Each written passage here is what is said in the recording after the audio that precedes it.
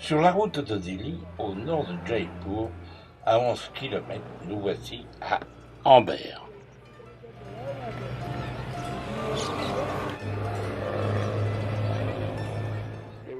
Jadis capitale de l'État de Jaipur.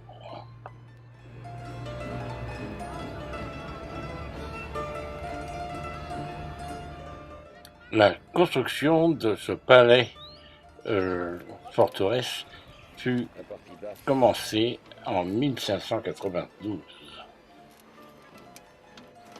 Nous accéderons au palais par une montée des éléphants.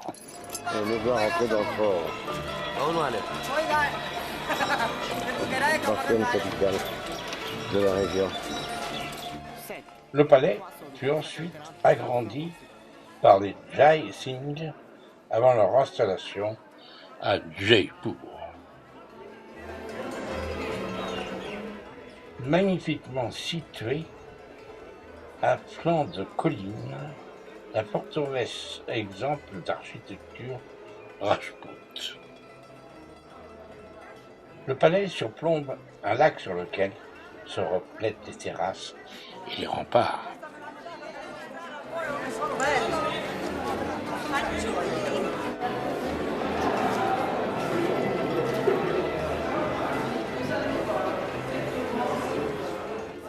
Ajmer, avec son style rajpout, rappelle tout à fait l'Inde, avec ses colonnes, avec ses portes, avec ses fenêtres, tout travaillé sur du marbre.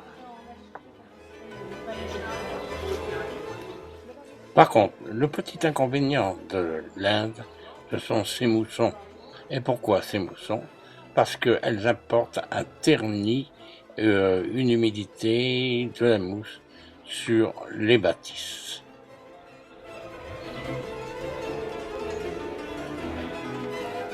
Je dirais c'est des peintures qui forcément avec le temps sont effacées avec un mousseau et tout. C'est mieux rester décoré et tout.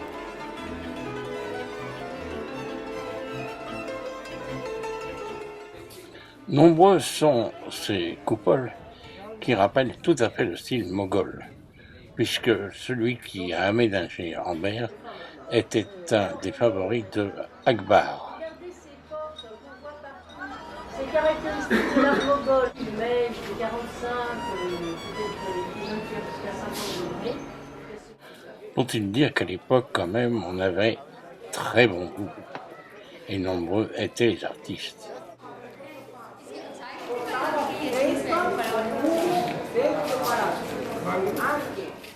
Et c'est dans un décor extraordinaire qui s'offre à nos yeux que nous découvrons, je me répète souvent, peut-être l'art de l'Inde et de l'esprit moghol.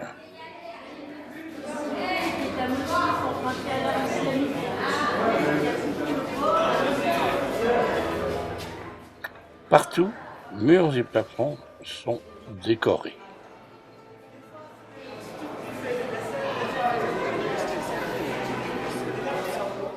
Nous sommes à Divan Ham, où étaient dites les audiences publiques et la salle à double colonnade.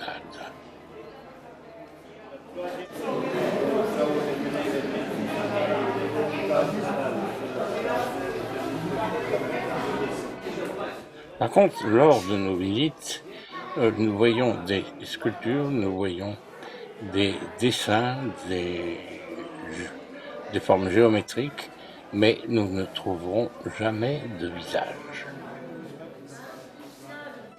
Exceptionnellement, nous verrons quand même quelque chose, mais qui a dû être fait après, avec des visages sur ces vitraux.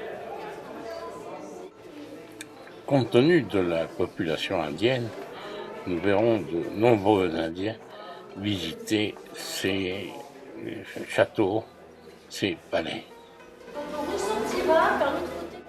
Toujours ces merveilles de sculpture sur marbre.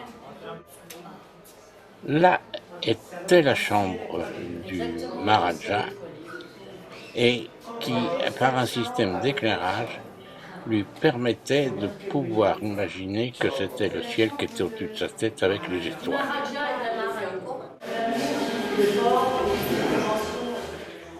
Encore des incrustations. Et là, certainement qu'il y a dû y avoir une transformation de vie, puisqu'on va commencer à voir quelques personnages sur les vitraux en relief. J'ai l'impression que ces vitraux sont apparus au début du XXe siècle, lorsque les riches marchands agençaient des spectacles sur les murs. Et là, voici notre ami Ganesh. Des singes. Si vous ne voyez pas de singes, vous n'êtes pas en Inde.